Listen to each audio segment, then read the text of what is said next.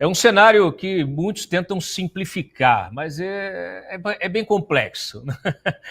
Toda essa discussão, né, de quem ganhou, quem perdeu, onde tem centrão, onde não tem centrão, vamos por partes, vamos tentar traduzir da melhor maneira para quem nos assiste. É possível identificar claramente quem são os derrotados dessa eleição. A esquerda, ela saiu menor. O PSOL, ele foi dizimado nas urnas, né? O PSOL não conseguiu eleger sequer um prefeito nos mais de 5 mil municípios brasileiros. E o PT também sai enfraquecido. Lula demonstra claramente que não tem mais o seu poder de articulação, de transferência de voto, e o seu apoio a Guilherme Boulos não significou absolutamente nada. Guilherme Boulos teve praticamente o mesmo desempenho que em 2020, sendo que desta vez ele custou muito mais caro, custou a nós, pagadores de impostos. Guilherme Boulos gastou mais de 80 milhões de reais do fundo eleitoral na sua campanha para nada.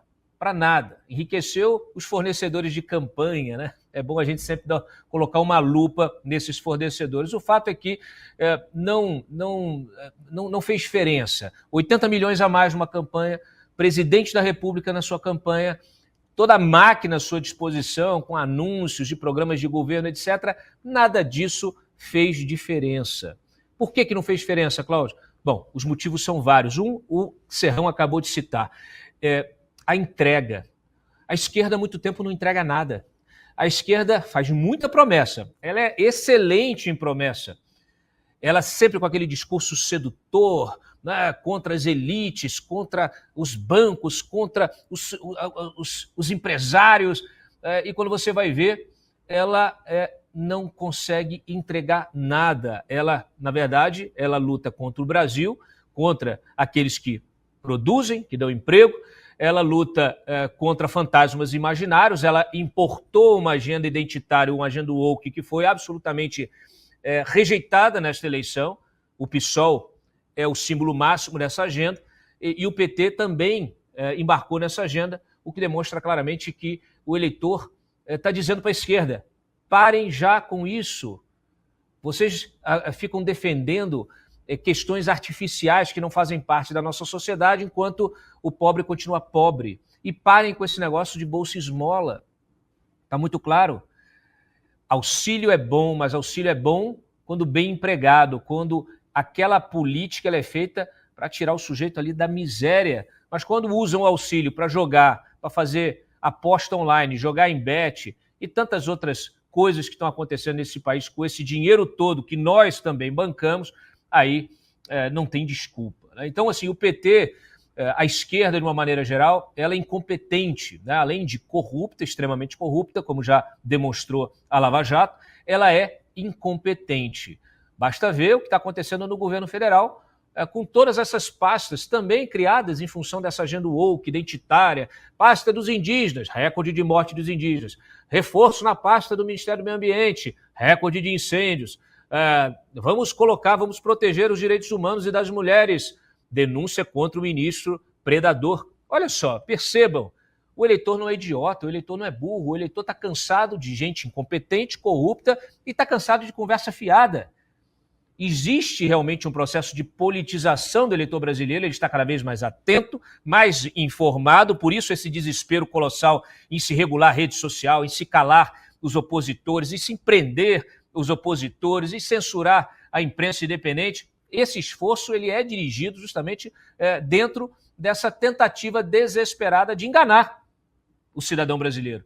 E o cidadão brasileiro está cansado de pagar imposto, muito, de ser escorchado todo dia, está cansado de bancar essas festas, viagens que acontecem a todo instante, essa série de benefícios, esses privilégios, esses super salários.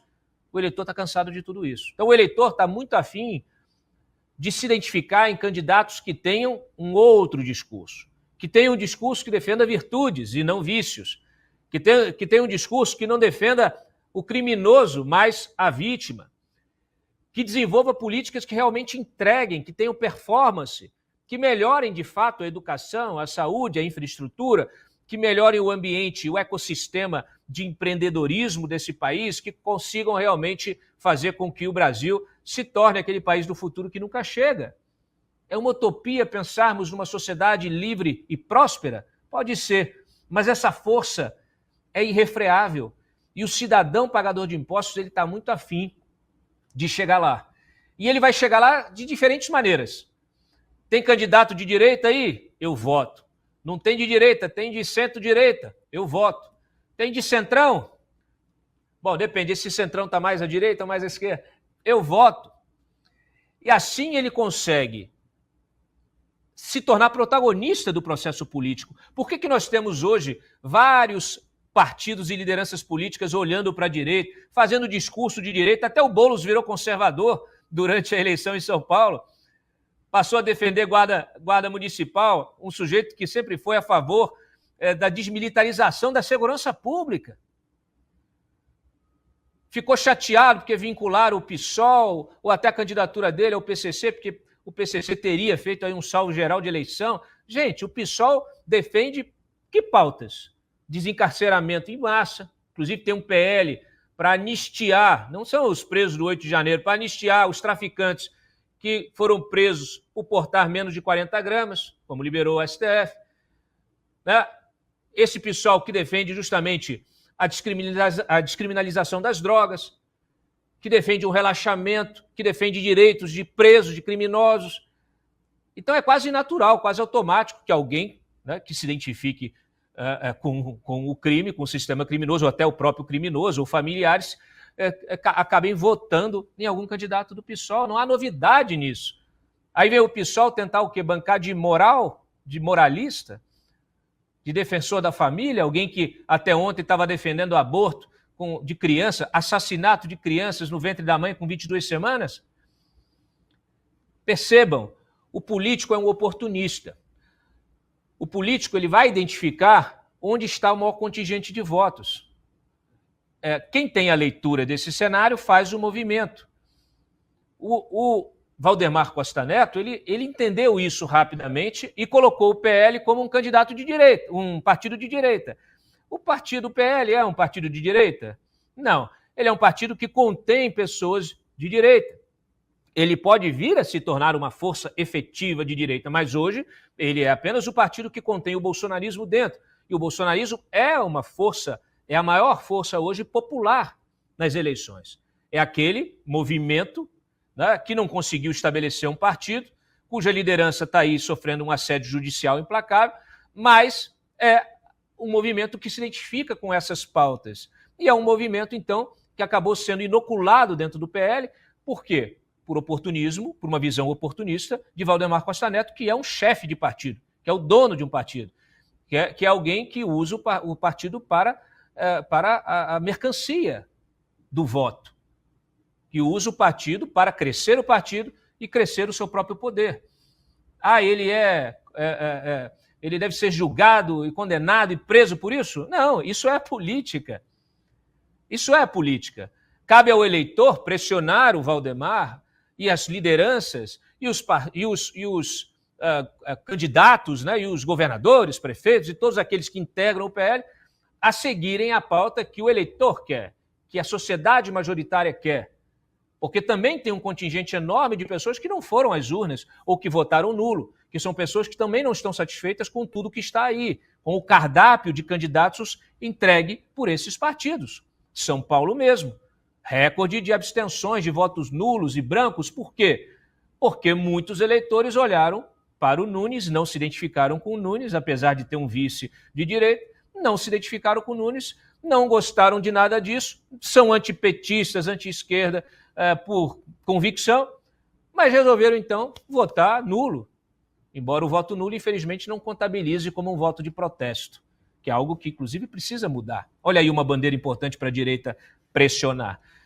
Então, quem ganhou? Ganhou o eleitor, mais do que os números colhidos pelos partidos do Centrão. Nós temos aqui que perceber o seguinte: o PSD do Kassab, que é um político profissional e que está articulando esses palanques municipais há muito tempo, com mais de ano e meio de antecedência, Então, ele fez o dever de casa e agora colhe o resultado disso, com o maior número de prefeituras eleitas pelo PSD. Porém, qual é o partido com o maior número de votos, aqueles colhidos na urna? Justamente o PL. Então, olha onde está o apoio popular.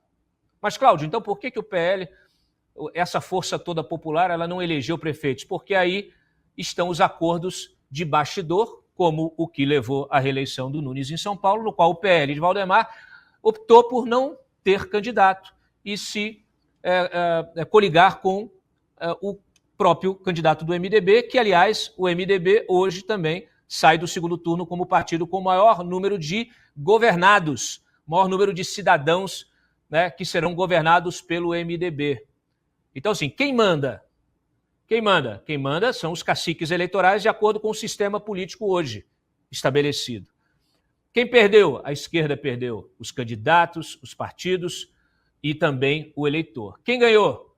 Especialmente o eleitor que não quer nada disso, que quer mudança. Um eleitor que se identifica com as pautas de direita. Quem ganhou?